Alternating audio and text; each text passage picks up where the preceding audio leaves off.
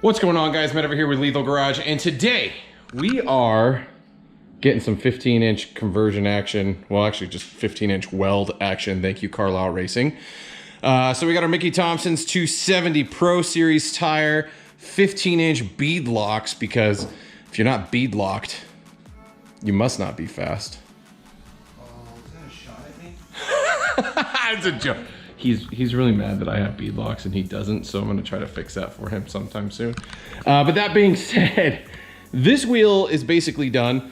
I'm gonna show you, if you guys have never seen a beadlock installed or put on, I'm gonna show you how to install your wheel on your own, get your beadlocks on, and properly torque them down to spec as per weld, and be ready to go racing. So let's do it. That wheel's done. We have another brand new,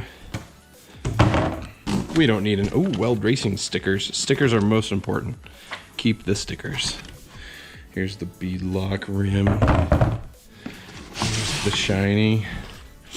So if you guys didn't know, I'm probably gonna have to do this twice because I got these wheels specifically so I could be ready for Battle of the Bow Ties. If you guys aren't familiar with Battle of the Bow Ties, it's an event that I host with the Red List group, and it's all about drag racing, car show vendors. Good time up at Famosa Raceway, December 2nd. Come check it out. So there's the wheel. We get, those are the bolts. There should be a stem cap and a hub cap in this box, or a cap cover. Let's see. Yes on both accounts. So you go. Let's get the stem in. Basically, this is already set up exactly how it's supposed to go on. So you undo the nuts. Come here. Slide this apart. So this will thread in like this. And then we'll place the rubber washer and the metal piece just like this. So it's going to slide right in from the bottom. And on this wheel, these are, I believe they're 12mm nuts.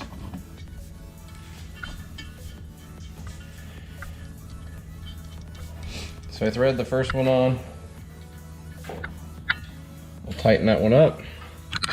There you go, so you can see. So I got the first nut on. We'll go ahead and tighten that.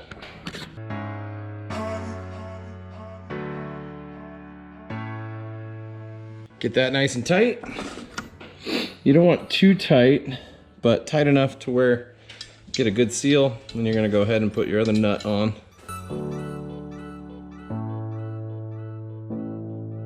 Good to go. So the trick, I have one wheel done, one wheel not done. So the way we set this one up is it's rotation, because these are rotational. This is set up for the driver's side, or not driver's side, passenger side. You could tell by the little arrow right here. So basically we need to make the wheels on the bus go round on the right way. So on the driver's side, we need this arrow to go this way, right? It's the opposite direction. So that way when it's up, it's rolling the right way. So we'll take this tire like this and put it on that wheel right there. Let's do it. We are using penetration lubricant because, you know, it makes it all lubey. And what we're gonna do is we'll spray the inside edge of the wheel. Oh yeah, nice and good. We'll get the other side. This smells like terrible, so you know I'm gonna die. It's soy. It's soy. No shit, it's soy. Nice. Did I pick that up wrong? There we go. Yes, you need it like this. Opposite way. So now we're gonna try to jam this on the wheel. Let's see if we can do it first try.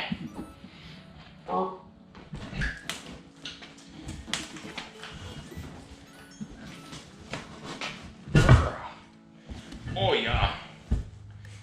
Go through the pot. Did you put your valve in there? Yep. I did the valve stem, guys. Yeah. We tightened it right. We're good. Yeah. Wheels on.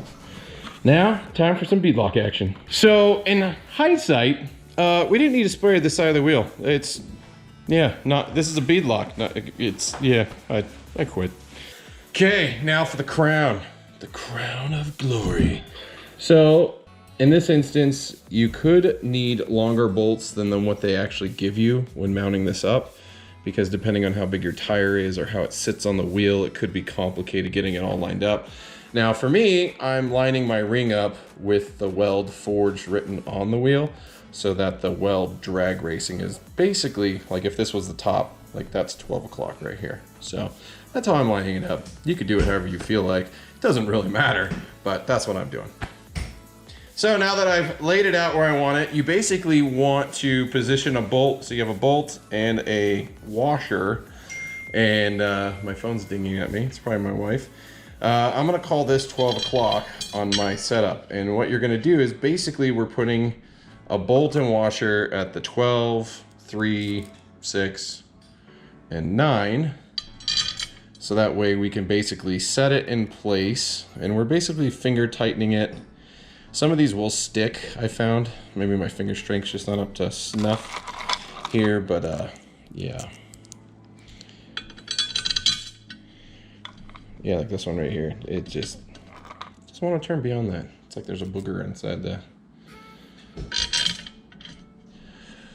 So we got bolts there. We're gonna go ahead and tighten these up a little bit just to get it to sit down. Again, I'm trying my hardest with my hands to get these to go as far as I can. But beyond that, I'll tighten them a little bit more to get them to sit. And then I'm gonna hand put in all the rest of the bolts with the washers and go from there. And I'm gonna time lapse this because this takes a while.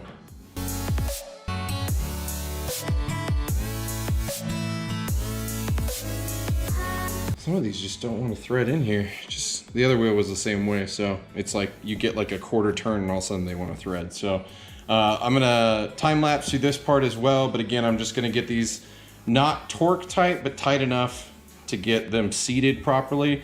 And then I'm gonna go through in the first pass. So there's 3 passes total. First one will be at 18 pounds, and then we'll jump up to 28 and then to 38. So we're gonna go ahead and do that. And yeah, let's do it.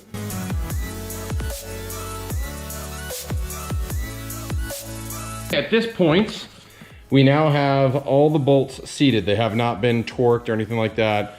Everything you've seen me do now is just getting them to the point to where, okay, now they could be torqued at 18 pounds. Now, at this point, we want to do a crisscross motion. I am going to do what I call my quarter method, and it's where I just put a quarter and I move the quarter along. So actually here, where's my quarters? Here's my quarters. See, 2 quarters. You can use pennies, you can use whatever. So I'll start first quarter there, first quarter here, and what I'll do is basically tighten in a crisscross formation all the way around.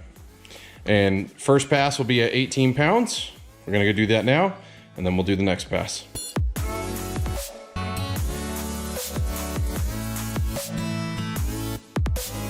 Round 1, 18 pounds, all the way around, using my quarter method. I got a dime for you. No! So now, round 2, same method. It's gonna go a little bit faster. You guys notice it did take me a little while. That was because I had just kind of seated these. I then had to tighten them more and get them down to the torque spec. So at this point, now it should go a lot faster this time around because we're jumping from 18 to 28, and then we'll go again to 38. So let's do it.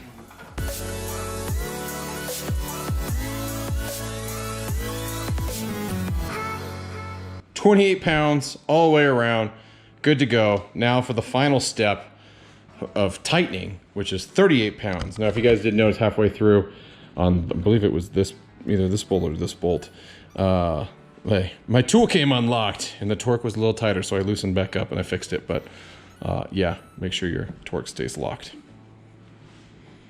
38 pounds. Well, there we go. 18 pounds, 28 pounds, 38 pounds. This wheel should be done, but I'm gonna do one more time around, just make sure I got every single one properly on that 38 pounder. And then we're gonna fill these with air. So I'll finish that and then we'll go pump these bad boys up. So we have the wheel and tire. We're actually using a jack to do this because it's kind of the best way to support it and be able to push down on the sides while we're trying to air it. Basically what we're trying to do is we're pushing the tire down so the back seal rests up against the back side of the wheel, seal on the wheel, and then air catches, provides pressure, and the bead on the wheel, the tire on the rear bead. There's beads, bead locking. You can't see this bead because the lock is on it. Here. Just gonna hook up the compressor. You'll see it works best if you got 2 people. What I'm gonna do is I'm gonna push down on the tire and again make sure the bead's sitting on the back side of the wheel. Mike's filling up. I can actually feel the pressure, so we know we got a good seal.